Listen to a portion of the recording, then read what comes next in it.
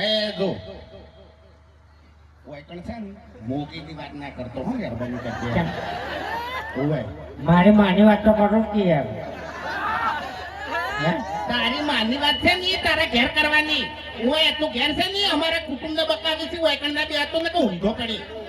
એટલે હવને ખબર છે કે એની નકલી માતા છે.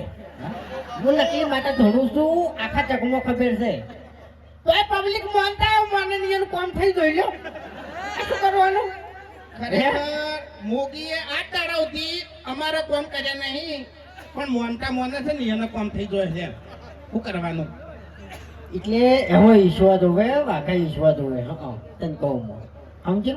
કાલે જે વિડીયો આવશે ને હા એમાં ખાલી એક વખત રમણનું આયોજન થવા દે પછી જો ભૂપતજી તૈયાર છે, ખેગાર તૈયાર છે અને હું તૈયાર છું. મને પવન તો આવે જ છે.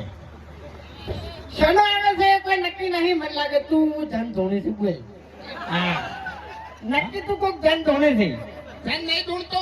મારા જોડે જે દેવ છે ને એ બહુ ખતરનાક દેવ છે. તને કહું આકરો પવન છે એનો. હું તમને સાચી વાત કરું.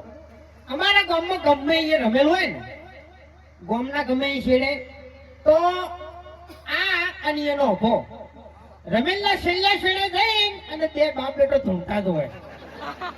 બોલો કોઈ કોઈ ધપાવા જ ના આવે.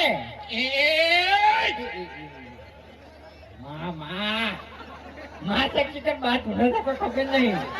કોઈ ધૂણે છે એટલું નક્કી થઈ એમ. તારો બા ધૂણું હું તેતરો મરી ગયો તો નહીં. ખ્યાત નહીં. હા જન્મ લઈ લીધો બીજે તો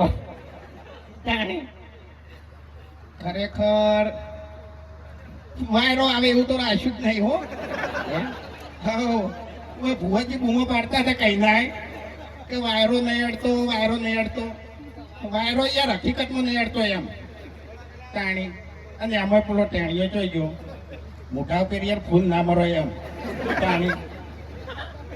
એટલે એના ઉપરથી મેં તો એક વિચાર્યું છે કે ગામમાં ગમે એ રમેલ હોય અને આરો હોમાં બેહાય ને